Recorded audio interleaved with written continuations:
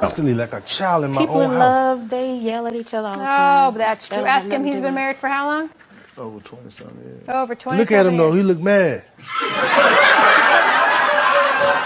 You don't look happy, brother. You don't look happy.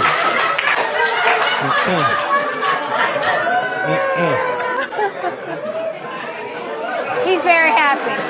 I think every Apex player is in a love-hate relationship with the game, but both parties, including Respawn Entertainment, we all hate EA. Now, I know that clip was all jokes and was all fun. I'm not trying to make fun of the next part, was the fact that that police officer really did end up murdering his wife. I saw that clip this morning and my jaw dropped. But today, we're going to be talking about the update that's coming Thursday, also something that Respawn has allowed to happen for 2 years, despite our really popular article showing this big problem, and some more leaks, and much more. So leave a like, subscribe to the channel if you're new as always, comment down below, and let's jump right into it. So firstly, I wanted to discuss something that a lot of fans are wanting and asking Respawn to bring into the game. This was coming after yesterday. I did the ALGS watch party for the qualifier finals that we had because Glytch Gaming was playing in it. By the way, we did not win. We did okay. We definitely need some improvement, but I'm excited to see the other ones that we played. But you guys showed up big time at the watch party. Thank you all for that support. It was so fun to do, and I can't wait to do the next one. We had over 200 live viewers out there supporting, and it was so nice. But in this, I was watching a few teams, and I noticed that there were a couple teams that were all complaining about how bad the third parties were. Now, we get it. It's a battle royale. It's a pro game where people are obviously looking to get cheap ways of getting kills, and that's just simply how you play the game. But a lot of people are feeling like, even in the public matches, I see a lot of you guys in the comments saying this, that you feel like you need to be rewarded a little bit more for getting an elimination, because back in the day it was like, oh well, you got an armor swap, you can use that. But now it's Seer, it kind of cancels all of that, especially in the ranked pro scene. So Imperial How actually made a statement on this, and this was what he said on stream. Take a look at this clip.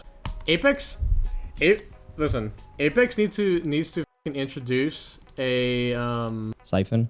no, they need to introduce, oh yeah, I guess life, either I don't think Siphon is the right thing, but they need to introduce something to actually combat third parties now, because it used to be armor swapping, but now that just doesn't do shit because of Seer. Third parties are insanely strong now because of Seer, and they need to like add something to either nerf the out of him, or they need to add something to actual game that's like a mechanic to help combat third parties, because fighting is just so brain dead. Even if you have 3-man wipe, like that other team has a serial and you don't, it is GG's. Like, what the fuck are you gonna do?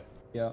It's so it's so annoying. So there's obviously a lot to blame for the reason of there being so many third parties. Now we know that Kings Canyon is one of the worst map when it comes to third parties. I think Olympus has always been a very annoying situation when it comes to third parties. But then you had like Storm Point and World's Edge being played last night on the finals. And with Storm Point being one of the bigger maps, you would think maybe they're not complaining so much about third parties, but it still seems to be such a bad issue. And I don't really think that the size of the map is going to change it as much or as effective as maybe like the distance of where you can hear bullets being shot from. And although I'm super excited about the future of Apex Legends, there's no doubt that people are definitely frustrated with the game. I think right now we are at the all-time low when it comes to the Steam charts of how many people are playing this game. After the first split, we had 430,000 peak players daily on Steam with the Steam population, but it keeps declining with only 314,000 peak players on Steam today, 361 in the last 7 days. This is the lowest since the 5th of July.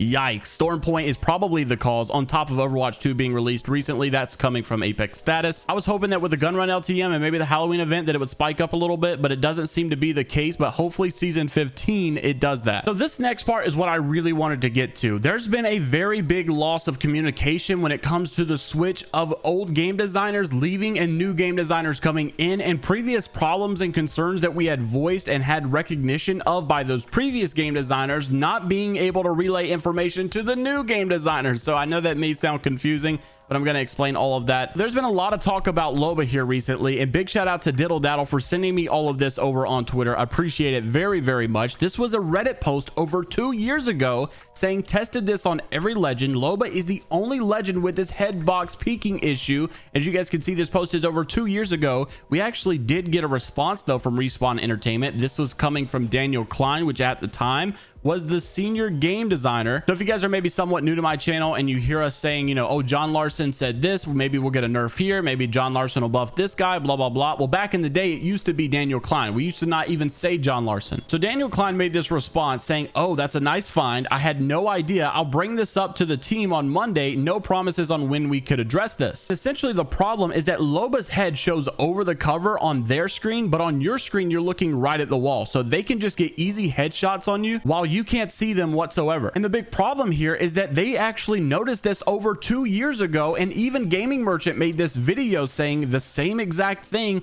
and this was dated back of June 2020, and they had actual notification that Respawn knew about it. So when Daniel Klein left the company, did he relay this information? Does John Larson even know about this, or maybe Devin McGuire? But how is something that is so obviously wrong and definitely not supposed to be in the game still not fixed after 2 years? How has Respawn allowed this to go on for this long? And then recently, this was actually yesterday, Dexerto put out an article saying the unfair loba disadvantage is still not fixed after 2 years of being in Apex Legends. They said when loba was first introduced in Apex Legends all the way back in season 5, plenty of fans wondered how her ability, specifically her bracelet and black market boutique, would affect the battle royale's meta. While she's always been a strong legend in the game, translocating thief has always had a place in fans' hearts and is used on somewhat steady of a basis compared to the likes of Crypto and Mad Maggie. However, despite her approaching the 10th season in Apex Legends, there are still a few flaws with loba, especially when it comes to hiding behind cover. And some fans can't believe that it hasn't been addressed yet. It actually has been addressed. It's just the fact that they've let it go for 2 years. They also said despite it being an issue for so long, some players have been completely oblivious to it until this point, and now they want Respawn to address it. Quotes like this: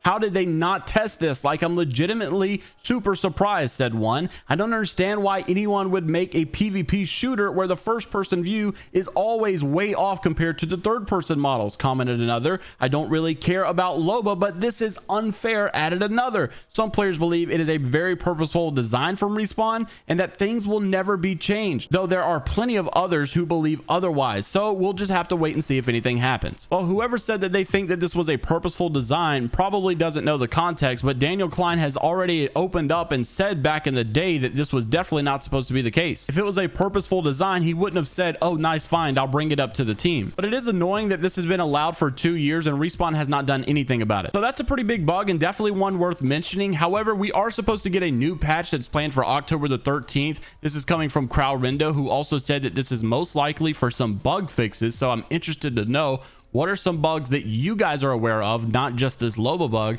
that definitely still need to be worked on or fixed? Maybe, hopefully, Apex will bring some of those in this next update. Also, lastly, this is just a food for thought. We've been talking a lot about the Season 15 and how there could potentially be a brand new weapon. There's a few weapons that are in question. The Gemini, the Nemesis Burst AR. This is coming from Oz, saying, stirring the pot with the Season 12 leak edition. I'm not sure why it says Season 12, but he says the Fanatic has been mentioned recently. The Fanatic is actually an energy pistol which can be spammed or charged up, similar to the 3030.